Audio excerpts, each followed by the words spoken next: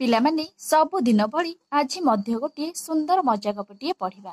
ଆଚ୍ଛା କହିଲେ ପିଲାମାନେ ସେ ଗପଟିର ନାଁ କଣ? ସେ ଗପଟିର ନାଁ ହେଉଛି ବେଙ୍ଗ ଛୁଆର ବଢି ପହଁରା। ତ ପିଲାମାନେ ବେଙ୍ଗ ଛୁଆ ମାନେ କଣ କରନ୍ତି ନା ପାଣିରେ କଣ କରନ୍ତି ନା ପାଣିରେ ବୁଡିଥାନ୍ତି, ପୁଣି କଣ ପାଣି ଉପରକୁ ଉଠିକି ଆସିଥାନ୍ତି ହେଲା। ତ ସେଇଭଳି ପିଲାମାନେ ଆଜି ଗୋଟିଏ ଗପଟିଏ ଆମେ ପଢିବା କଣ ନା ବେଙ୍ଗ ଛୁଆର ବଢି ପହଁରା। ତ ବଢି ପାଣି ପିଲାମାନେ ତମାନେ ଦେଖିଥିବ ନଈ ପାଣି ଯାହାକୁ କହିଥାଉ ହେଲା। ତ ଦେଖିବା ପିଲାମାନେ ବେଙ୍ଗ ଛୁଆ ଏଠି କିପରି ବଢି ପାଣିରେ ପହଁରୁଛନ୍ତି। ତ ପିଲାମାନେ ତା ପୂର୍ବରୁ ତମାନେ ଯଦି ଏହି ଚ୍ୟାନେଲରେ ନୂଆ ଅଛ ତାହେଲେ ଜଲ୍ଦି ଜଲ୍ଦି ଚ୍ୟାନେଲଟିକୁ ସବସ୍କ୍ରାଇବ କରିଦିଅ, ତା ସହିତ ପାଖରେ ଥିବା ବେଲ୍ ଆଇକନକୁ ଦବାଇ ଦିଅ। ତ ପିଲାମାନେ ଯାହାଫଳରେ ଯେତେବେଳେ ବି ମୁଁ ଏହିଭଳି ଗୋଟିଏ ଲେଖାଏ ମଜା ଗପ ପଢିବି ସଙ୍ଗେ ସଙ୍ଗେ ତମାନଙ୍କ ପାଖକୁ ନୋଟିଫିକେସନ ଚାଲିଯିବ, ଆଉ ତମାନେ ଘରେ ବସି ଏହିଭଳି ଭିଡିଓ ଗୋଟେ ଲେଖାଏ ପଢିପାରିବ ଏବଂ ଶୁଣିପାରିବ। ତ ପିଲାମାନେ ଏବେ ଆମେ ମଜା ଗପଟିକୁ ପଢିବା। ତ ପିଲାମାନେ ଏବେ ଆମେ ପଢିବା କଣ ନା ବେଙ୍ଗ ଛୁଆର ବଢି ପହଁରା। ଏହି ଗପଟିକୁ ଆମେ ପଢିବା। ଖରା ଦିନ ହୋଇଥାଏ, ବେଙ୍ଗଟିଏ ଖାଇବାକୁ ବେଶୀ କଣ ପୋକ ପାଏନା। ତ ପିଲାମାନେ ଯେହେତୁ ଖରା ଦିନ ହୋଇଥାଏ, ବେଙ୍ଗଟିଏ ହେଲା ବଡ ବେଙ୍ଗଟିଏ ପିଲାମାନେ ନିହାତି ଭାବରେ ସେ କଣ କରେ ନା ଖାଇବାକୁ ବେଶୀ ପୋକ ପାଏନା। ତ ପିଲାମାନେ ବର୍ଷା ଝଡି ହେଲେ କଣ ହୁଏ ନା ପୋକ ଜୋକ ତମାନେ ଦେଖିଥିବ, ଆଉ ପିମ୍ପୁଡି ଜନ୍ତା ଏମାନଙ୍କ ଗାତରେ ପାଣି ପଶିଯାଏ, ଆଉ ବହୁ ମାତ୍ରାରେ ବେଙ୍ଗ ମାନଙ୍କୁ ଖାଇବାକୁ ମିଳିଥାଏ। ଯେହେତୁ ଖରା ଦିନ ହୋଇଯାଇଛି, ଏଠି ବେଙ୍ଗଟିଏ କଣ କରୁଛି ନା ଖାଇବାକୁ ବେଶୀ ପାଉନାହିଁ ହେଲା, ପୋକ ପାଉନି। ଏପଟେ ତାର ବହୁତ ଗୁଡିଏ ଛୁଆ। ତ ପିଲାମାନେ ସେ ବେଙ୍ଗ ହେଲା ମା ବେଙ୍ଗଟିର କଣ ହେଇଛି ନା ଏକରେ ତ ସେ କଣ ଖରା ଦିନ ଯୋଗୁ ଖାଇବାକୁ ପାଉନି, ଏପଟେ ତାର ପୁଣି ବହୁତ ଗୁଡିଏ ଛୁଆ। ଏଣୁ ସେ ତାର ଛୁଆ ଗୁଡିକୁ ବୁଝାଏ ଯେ ଯଦି ବର୍ଷା ହୁଏ ତେବେ ବେଶୀ ପୋକ ବାହାରିବେ ଓ ବୁଲିବେ। ତ ପିଲାମାନେ ବେଙ୍ଗ ମା ବେଙ୍ଗଟି କଣ କରୁଛି ନା ତାର ଛୁଆ ମାନଙ୍କୁ ବୁଝାଉଛି ହେଲା। ବୁଝାଇ କଣ କହୁଛି ନା ଯଦି ବର୍ଷା ହୁଏ ହେଲା ତେବେ ବେଶୀ ପୋକ ବାହାରିବେ ଓ ବୁଲିବେ, ସେଇ ସମୟରେ ତୁମେ ସବୁ ବି ଭଲରେ ଖାଇବ। ତ ପିଲାମାନେ ବିଚାରୀ ମା ବେଙ୍ଗଟି ତାର ଛୁଆ ମାନଙ୍କୁ ବୁଝାଉଛି ଯଦି ଆଜି ଭଲ ବର୍ଷା ହୁଏ ତେବେ ବେଶୀ ପୋକ ବାହାରିବେ ଆଉ ତମେ ସବୁ ଭଲ ଭାବରେ ଖାଇପାରିବ। ତଥାପି କେମିତି ଖାଇବାକୁ ହେବ ସେ ତାର ଛୁଆ ଗୁଡିକୁ ଶିଖାଇ ଦେଇଥାଏ। ତ ପିଲାମାନେ କିପରି ଖାଇବାକୁ ହେବ, ତ ପିଲାମାନେ ପୋକମାନେ କଣ ଚାଲୁଥିବେ, ଜନ୍ଦା ହୁଅନ୍ତୁ ପିମ୍ପୁଡି ହୁଅନ୍ତୁ, ଏମାନେ ସବୁ କିପରି ଚାଲନ୍ତି ତମାନେ ଜାଣିପାରୁଥିବ, ଶୀଘ୍ର ଶୀଘ୍ର ଜଲ୍ଦି ଜଲ୍ଦି ଚାଲି ଚାଲି ପଳାନ୍ତି ହେଲା। ବଡ ମା କଣ କରିଛି ନା ତା ଛୁଆ ମାନଙ୍କୁ କିପରି ଜନ୍ଦା ପିମ୍ପୁଡି ପୋକ ଏସବୁ କିପରି କଣ ଖାଇବାକୁ ହୁଏ ସେ ସବୁ କଣ ତାର ଛୁଆ ମାନଙ୍କୁ ଶିଖାଇ ଦେଇଥାଏ।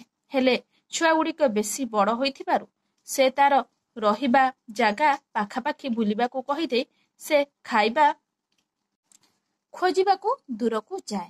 ତ ପିଲାମାନେ ଛୁଆ ଗୁଡିକ ବେଶୀ ବଡ ହୋଇଥିବାରୁ ସେ ତାର ରହିବା ଜାଗା ପାଖାପାଖି ବୁଲିବାକୁ କହିଦେଇ ସେ ଖାଇବା ଖୋଜିବାକୁ ଦୂରକୁ ପଳାଏ। ତ ପିଲାମାନେ ଛୁଆ ଗୁଡିକ କଣ କଲେ ନା ଛୋଟ ହୋଇଥିଲେ, ଛୋଟରୁ ଧୀରେ ଧୀରେ ବଡ ହେଲେ ହେଲା। ଛୁଆ ଗୁଡିକ ବେଶୀ ବଡ ହୋଇଥିବାରୁ ହେଲା ସେ ଛୁଆ ମାନଙ୍କୁ କଣ କହେ ବଡ ବେଙ୍ଗ ନା ମୁଁ ଏଇ ପାଖାପାଖି ବୁଲିବାକୁ ଯାଉଛି, ଏଇଭଳି ପାଖାପାଖି ବୁଲିବାକୁ ଯାଉଛି କହି ସେ ଖାଇବା ସଂଗ୍ରହ କରିବା ପାଇଁ ଦୂରକୁ ପଳେଇଯାଏ।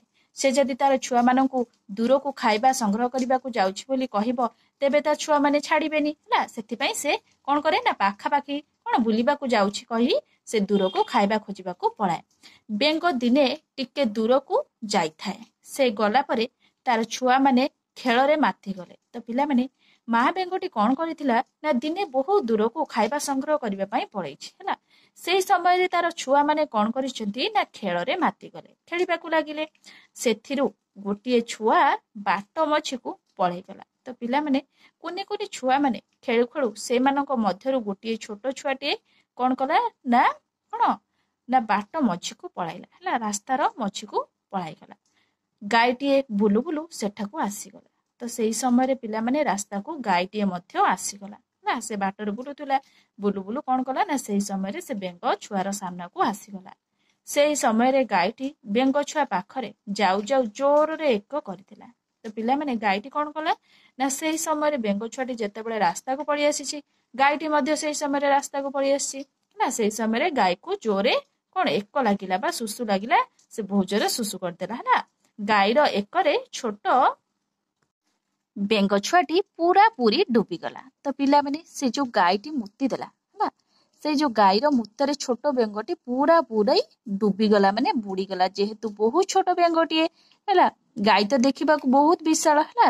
ତ ତାହେଲେ ସେ କଣ ଯେତେବେଳେ ଏକ କଲା, ସେ ଏକରେ ସେ କଣ କଲା ନା ବେଙ୍ଗ ଛୁଆଟି ପୁରା ବୁଡିଗଲା। ସେଇ ଏକ ଭିତରେ ବେଙ୍ଗ ଛୁଆ ପହଁରୁଥାଏ। ତ ପିଲାମାନେ ସେ ଯୋଉ ଏକ କଲା ହେଲା ବା ସୁସୁ କଲା, ସେଇ ସୁସୁ ଭିତରେ ବେଙ୍ଗ ଛୁଆଟି ସେଇଭଳି ପହଁରୁଥାଏ। ଯେହେତୁ ସେ ବହୁତ ଛୋଟ ଥିଲା ସେଥିପାଇଁ ସେ ପୁରା ବୁଡ଼ିକି ପହଁରୁଥାଏ। ସେଇଠି ପହଁରୁ ପହଁରୁ ବେଙ୍ଗ ଛୁଆ 2 ଢୋକ ବି ପିଇଗଲା। ତ ପିଲାମାନେ ଯେହେତୁ ବେଙ୍ଗ ଛୁଆଟି ମୂତରେ ବୁଡ଼ି ଯାଇଥିଲା ସେଥିପାଇଁ କଣ ତା ଭିତରେ ପହଁରୁଥିଲା ହେଲା, ସେ ପହଁରିବା ସମୟରେ ସେ କଣ କରୁଛି ନା 2 ଢୋକ ମୂତ ପିଇ ଦେଇଛି ହେଲା। ତ ପିଲାମାନେ ଏଇ ଛବିକି ତମାନେ ଭଲ ଭାବରେ ଲକ୍ଷ୍ୟ କର। ଏଇଠି ଗୋଟିଏ ବିଶାଳ ଗାଈଟିଏ ସେ ଯେତେବେଳେ କଣ ସୁସୁ କରିଛି, କେତେ ଗୁଡେ ସୁସୁ କରିଛି, ତା ଭିତରେ ବେଙ୍ଗ ଛୁଆଟି ଯେହେତୁ ଛୋଟ ଥିଲା ବହୁ ଜୋରେ ବୁଡ଼ି ଯାଇଛି ହେଲା। ବୁଡ଼ିବା ସମୟରେ ସେ 2-4 ଢୋକ ମୂତ ବି ତା ସହିତ ପିଇ ଦେଇଛି ହେଲା। ତାପରେ ଦେଖିବା ପିଲାମାନେ କଣ ହେଲା, ସେଇ ବେଙ୍ଗ ଛୁଆକୁ ଖୋଜି ଖୋଜି ଆଉ ଛୁଆ ଗୁଡ଼ିକ ଆସି ଦେଖିଲେ ଯେ ସେ ସେଇଠି ପହଁରୁଛି। ତ ପିଲାମାନେ ସେଇ ବେଙ୍ଗ ଛୁଆକୁ ଖୋଜି ଖୋଜି ଆଉ ଛୁଆ ଗୁଡ଼ିକ ଆସି ଦେଖିଲେ ଯେ ସେ ସେଇଠି ପହଁରୁଛି। ତ ପିଲାମାନେ ସେଇ ଯୋଉ ବେଙ୍ଗ ଛୁଆ ଥିଲେ ସେମାନଙ୍କ ମଧ୍ୟରୁ ଗୋଟିଏ ବେଙ୍ଗ ଛୁଆ ପଳେଇ ଆସିଥିଲା ରାସ୍ତା ମଝିକୁ ହେଲା, ଯାହା ଫଳରେ ସେ ଗାଈର କଣ ମୂତରେ ବୁଡ଼ି ଯାଇଥିଲା ହେଲା, 2 ଢୋକ ମୂତ ମଧ୍ୟ ପିଇ ଦେଇଥିଲା ହେଲା। ସେଇ ବେଙ୍ଗ ଛୁଆଟିକୁ ତାର ଭାଇମାନେ ଖୋଜି ଖୋଜି ହେଲା, ଅନ୍ୟ ବେଙ୍ଗ ଛୁଆ ଗୁଡ଼ିକ ଖୋଜି ଖୋଜି ସେଇଠି ଆସି ପହଞ୍ଚିଗଲେ ହେଲା। ଆସି ଦେଖିଲେ କଣ ନା ସେ ସେଇଠି ପହଁରୁଛି। କେତେ ସମୟ ଗଲା, ତାପରେ ସବୁ ଛୁଆ ଏକାଠି ହୋଇ ରହିବା ଜାଗାରେ ଆସି ରହିଲେ। ତ ପିଲାମାନେ ସେଇଭଳି କେତେ ସମୟ ଗଲା, ତାପରେ ସବୁ ଛୁଆ ଗୁଡ଼ିକ କଣ କଲେ ନା ଏକାଠି ହୋଇ ରହିବା ଜାଗାରେ ଆସି ରହିଲେ ହେଲା। ସେମାନେ ଯୋଉଠି ରହିଥିଲେ ସେ ଜାଗାକୁ ପୁଣି ସାଙ୍ଗ ହୋଇ ସେମାନେ ସମସ୍ତେ ଫେରି ଆସିଲେ। ବଡ଼ ବେଙ୍ଗ ସେଠିକି ବୁଲି ବୁଲି ଆସି ଛୁଆ ଗୁଡ଼ିକ ପାଖରେ ବସିଲା। ତ ପିଲାମାନେ ବଡ଼ ବେଙ୍ଗ ମାନେ ମା ବେଙ୍ଗଟି ହେଲା ଦୂର ସ୍ଥାନକୁ ଯାଇଥିଲା ଖାଦ୍ୟ ସଂଗ୍ରହ କରିବା ପାଇଁ ହେଲା। ସେ ବୁଲି ବୁଲି ଆସି ସେ ଛୋଟ ଛୁଆ ମାନଙ୍କ ପାଖରେ ବସିଗଲା ହେଲା, ତାର ଛୁଆ ମାନଙ୍କ ପାଖରେ ବସିଲା। ଯେଉଁ ଛୋଟ ବେଙ୍ଗ ପହଁରୁଥିଲା ସେ କହିଲା, ମା ଆଜି ଜୋରେ ବର୍ଷା ହେଲା। ତ ପିଲାମାନେ ଯେଉଁ ଛୋଟ ବେଙ୍ଗଟି ହେଲା ମୂତରେ ପହଁରୁଥିଲା, 2 ଢୋକ ମୂତ ପିଇ ଦେଇଥିଲା, ସେ ତାର ମାକୁ ଦେଖି ପାଖରେ କହିଲା, ମା ଆଜି ବହୁତ ଜୋରେ ବର୍ଷା ହେଲା। ଗୋଟିଏ ବଡ଼ 4 ଗୋଡ଼ିଆ ପାହାଡ଼ ସେଇ ବରଷା କରୁଥିଲା। ତ ପିଲାମାନେ ବେଙ୍ଗ ଛୁଆଟି ତା ମା ପାଖରେ କଣ କହିଛି, ମା ଆଜି ବହୁତ ଜୋରେ ବର୍ଷା ହେଲା। ଗୋଟିଏ ବଡ଼ 4 ଗୋଡ଼ିଆ ପାହାଡ଼ ସେଇ ବର୍ଷା କରୁଥିଲା। ସେଇଠି ବର୍ଷା କରିଦେଇ 4 ଗୋଡ଼ିଆ ପାହାଡ଼ କୁଆଡ଼େ ପଳେଇଗଲା। ତ ପିଲାମାନେ ବେଙ୍ଗ ଛୁଆଟି ଆଉ ଜାଣିପାରିଲାନି ଯେ ସେଇଟା ଗୋଟିଏ ବଡ଼ ଗାଈଟିଏ ଥିଲା, ଯେହେତୁ ସେ ବହୁତ ଛୋଟ ଥିଲା ହେଲା। ଯେହେତୁ ତାର ମୂତରେ ସେ ବୁଡ଼ିଗଲା ଆଉ ତାକୁ ଲାଗିଲା ଯେ ଗୋଟିଏ ପାହାଡ଼ ହେଲା, ସେ ପାହାଡ଼ ଗୋଟିଏ ବର୍ଷା କରିଛି ଆଉ ସେ ବର୍ଷା ପାଣିରେ ସେ ବୁଡ଼ିଗଲା ଆଉ ସେ ବର୍ଷା ପାଣିକୁ ସେ 2 ଢୋକ ପିଇଥିଲା।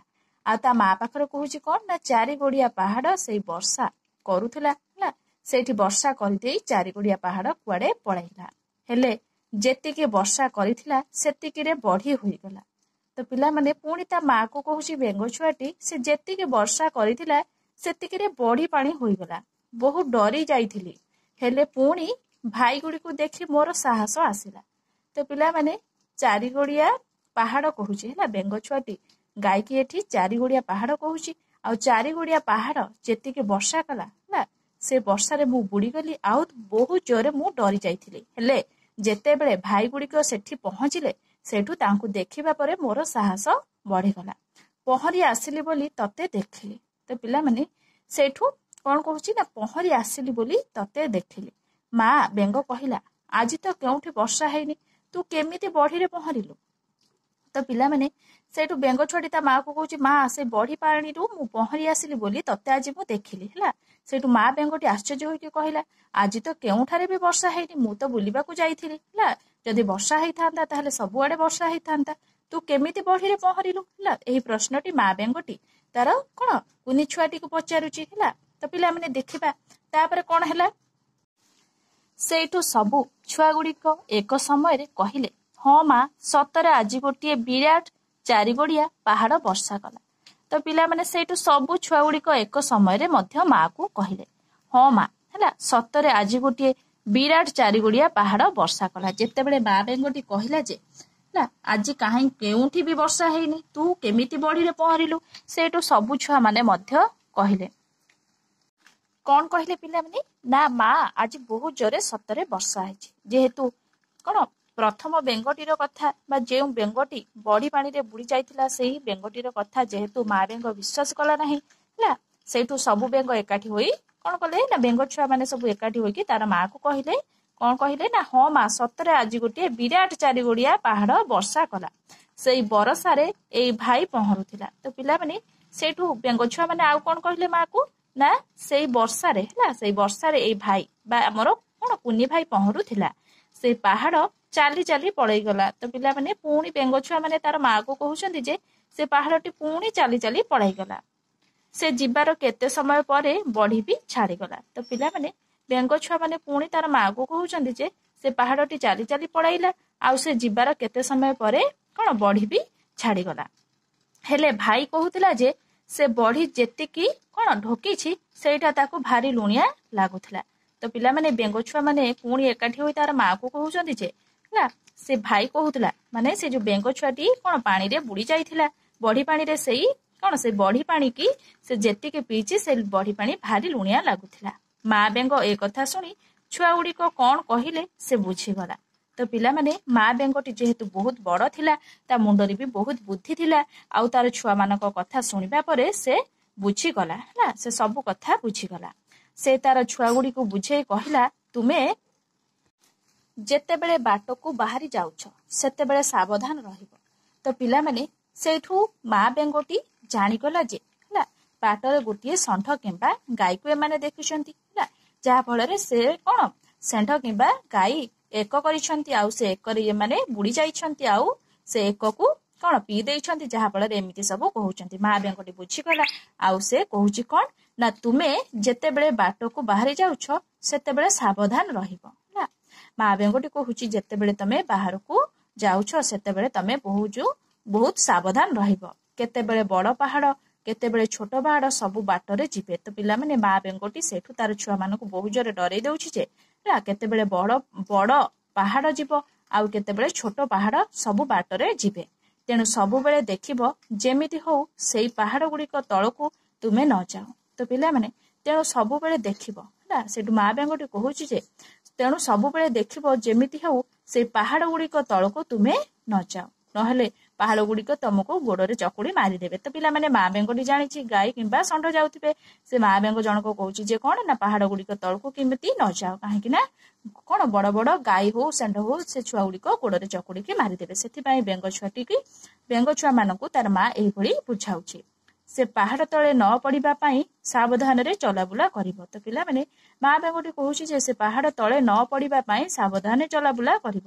ବେଙ୍ଗ ତା ଛୁଆ ଗୁଡିକ କୁକୁର, ଛେଳି, ବିଲେଇ, ଗାଈ, ବଳଦ କଥା କଣ ତା କଥାରେ ବୁଝାଇ କହିଦେଲା। ତ ପିଲାମାନେ ସେଇଠୁ ବେଙ୍ଗ ତା ଛୁଆ ଗୁଡିକୁ କଣ କଲା ନା କୁକୁର, ଛେଳି, ବିଲେଇ, ଗାଈ, ବଳଦ କଥା ତା କଥାରେ ବୁଝେଇ କହିଦେଲା। ତ ପିଲାମାନେ ତାଙ୍କ ଭାଷା କେମିତି କୁହନ୍ତି ତମାନେ ଜାଣିଥିବ, ବେଙ୍ଗ ମାନେ କିପରି ବୋବାନ୍ତି ହେଲା, ସେଇଭଳି ମା ବେଙ୍ଗଟି କଣ କଲା ନା ବୋବେଇକି ହେଲା ତାର ଛୁଆ ମାନଙ୍କୁ କହିଦେଲା ହେଲା, ବାଟରେ କିପରି କୁକୁର ଯାଆନ୍ତି, ଛେଳି ଯାଆନ୍ତି, ବିଲେଇ ଯାଆନ୍ତି କିମ୍ବା ଗାଈ ବଳଦ ଯାଆନ୍ତି, ଏଇଭଳି ତା ଭାଷାରେ ସେ ବୁଝେଇକି କଣ ତା ଛୁଆ ମାନଙ୍କୁ ବୁଝାଇକି ଭଲ ଭାବରେ କହିଦେଲା।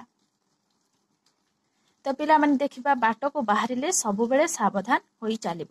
ତ ପିଲାମାନେ ଏଇ ଗପଟିରୁ ଆମେ କଣ ଶିଖିଲେ ନା ଏଇ ଗପଟିରୁ ଆମେ ଶିଖିଲେ ଯେ ଆମେ ଯେତେବେଳେ ବାଟରେ ଯିବା ବହୁତ କଣ ସାବଧାନର ସହିତ ଆମକୁ ଯିବାକୁ ହେବ ହେଲା। ତ ପିଲାମାନେ ଏଇ ଛବିରେ ତମାନେ ମା ବେଙ୍ଗକୁ ଦେଖିପାରୁଥିବ, ଆଉ ତାର କୁନି କୁନି ଛୁଆ ମାନଙ୍କୁ ମଧ୍ୟ ଦେଖିପାରୁଥିବ। ମା ବେଙ୍ଗଟି ଅତି ସୁନ୍ଦର ଭାବରେ ତାର କୁନି କୁନି ଛୁଆ ମାନଙ୍କୁ କିପରି ବାଟକୁ କଣ ନ ଯିବା ପାଇଁ କଣ ବୁଝାଇ କହିଲା ହେଲା। ତ ପିଲାମାନେ ମୁଁ ଆଶା କରୁଛି ନିହାତି ଭାବରେ ତମାନଙ୍କୁ ଏଇ ଗପଟି ଭଲ ଲାଗିଥିବ।